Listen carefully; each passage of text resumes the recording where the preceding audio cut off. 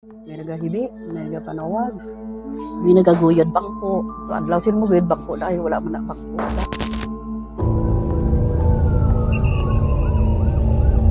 Live kita diri sa Bong sa San Nicolas, La Paz, kung sa diin dako nga sunog ang nagluntad.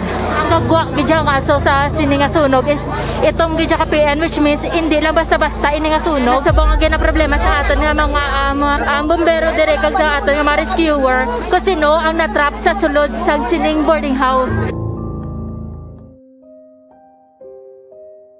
Hustisya gidman bala ang ginapangayo. Mga ka-PN, aton lantawon ang istorya ni Lynn Rose Sobretodo, ang isa sa mga napatay sa February 18 sa nagluntad nga sunog diri mismo sa may barangay San Nicolas, La Paz. Mga ka-PN, ining lawas ni Lynn Rose nagkautay-utay ini nga nakita kaga siya no nagapabatsyag kaga nagapadamgo sini sa iya nga pamilya kag even diri sa palibot sang boarding house nga ini. Diri lang mismo mga ka-PN sa PN Exclusives All Souls and All Saints Day Special.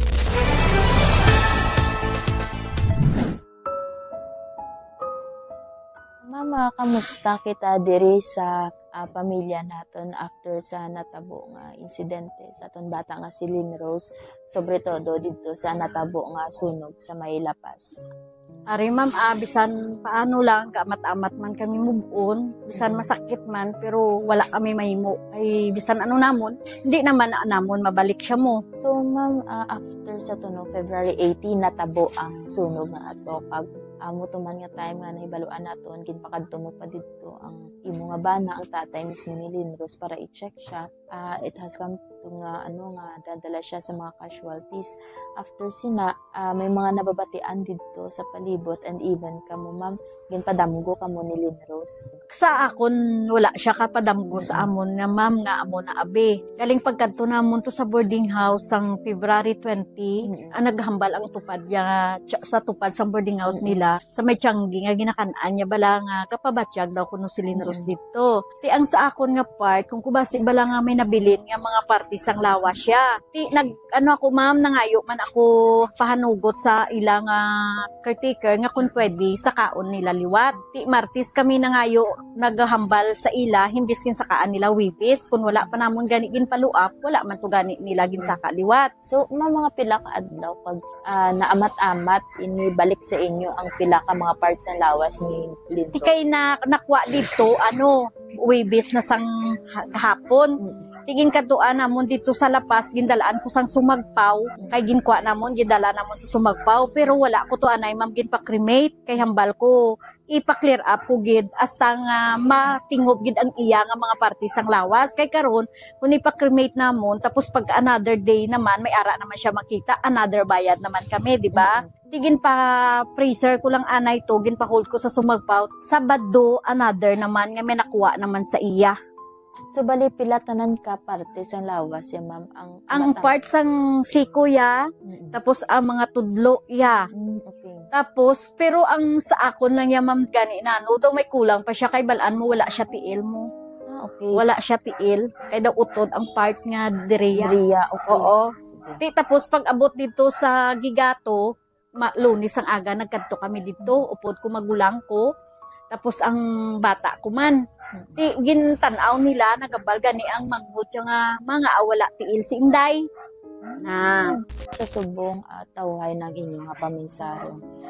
May mga wala makamo siling nga daw gapabatsyag sa inyo si Lynn Rose nga sa amon pero sang nagdigad nga gabi nakadamgo naman ko sa iya nga gapangayo siya nga may kwaon sa mga boarding house nga muna pala nga mama agto ka sa boarding house kadto ka sa boarding house kwaon mo dito mga bayo kung mga amo na bala ginapanghambal ya sa akon tapos tong time nakadamgo ko na sa iya nga hambal ko nga amo na abi ang natabo nga wala siya bala ma'am kagwa ti ambal ko way kaginangita abi paagi nga makagwa ka ti ambal ya gayuhong gani ko makay paano kun na ano man ko nga magwa kaso lang kay ara ng kalayo.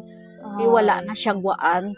So nagdalagan siya kuno ka mga bulik ti kay way man siya may nagbulik sa iya. Diri sa inyo sa palibot sa nagluntad no nga sunog nga may duwa ka nagkalamatay diri sa isa ka boarding house 8 months ago. Kamusta subong? Iti may nabaton kita ng impormasyon nga pila ka adlaw after sang sunog nagpinabatsyag o kuno yung mga kakabatian kamo nga hindi amo Pagkatapos dito sang sunog. Pagkatapos dito na sang sunog. Pagkatapos gin sa sunog may na ano kamo may na Nakakadamo lang. May nagahibi, may nagapanawag, may nagasinggit tabang. Tapos yung nag-aaragi ng estudyante, may nagalinagapok. Okay. Mga pila inakaadlaw nga na Dugay man. 1 month na siguro, sobra. mga 1 month. So, matsyag mo, ma'am, ano ang rason nga, sige pa pinabatsyag, sige nga singgitan, may batian kita nga singgitan sa palibot. To, sa ano to, gapangayo, gid man to, justicia siya. So, ano sinadi ang action sa barangay naton sa natabo, ma'am? Ang ining boarding house nga ini, ginpasugtan sila nga mag-operate, liwat?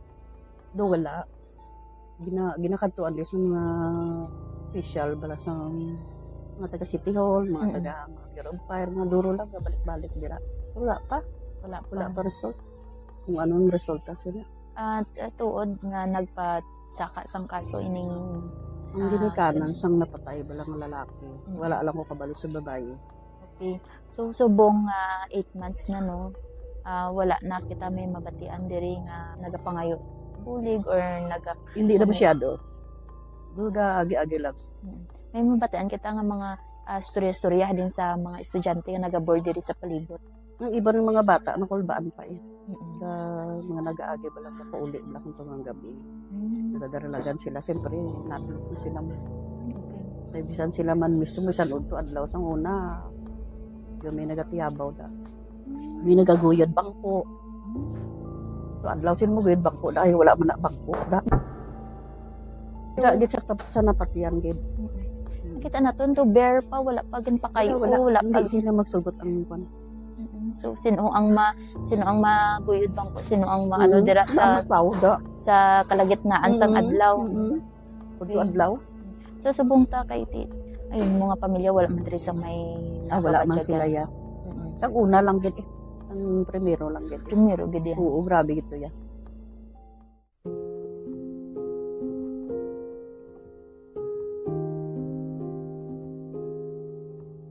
Ako ya bisan paano lang way kun sa masakit man way man sang gabi nga wala kami gaybi nga duwa. Eh syempre subang namon mo kumbaga daw siya na tani ang breadwinner namon sa pangabuhi. Kay ginabuligan niya na mga uto jamano kay gusto ya gani tani na to mapataywan na siya mo. Kay balaan mo syempre ang ikatatlo ko apat man lang na sila mo. Kaya ngita ikatatlo ko na nga nakapeng bayo may balatian na siya sa heart, may rheumatic heart disease na siya. Di gusto ya gidna nga paoperahan ng manggudya. Ang baya mama, hindi man mintras tanto na mamintinans lang siya bulong. Yes. Balya, kay bata pa. Ang balya matingwa kung nga makalakat ako. Tapos, ang ako ni nga bana, hindi gini siya ma'am kamubon. Yung pabakasyon namon sa Mindanao. Kay para dito, bala makahalubilo siya sa pamilya. Kay kundiri, mabuhay siya gagwa, dira lang na sa kwarto namon. Ma-cellphone, maamuna siya. Malakad ko sa Mindanao. Tapos gintawkan ko sang kaisaya nga maabat dito. Kay gakadula sa isip ya, ma'am. Di ko saan na naman, kung pagpuli na namon di, huwag na siya gatulog, ma'am. Hala na, naka-cellphone, dugay-dugay, balikdan siya, gahibi na naman na siya, ma'am. Daw wala gini improvement ang kaso sang bata ko. Wow, nga po na siya dayon. Kaya mo nang ba ko hambal ko, pa-check up ka, kay ganiwang, wala siya gana makaon. Mamambal ko kay kung ano, ang white, na iya makita, tanak mo, pero ang lawas mo, balik doon mo, may 3 tapahan.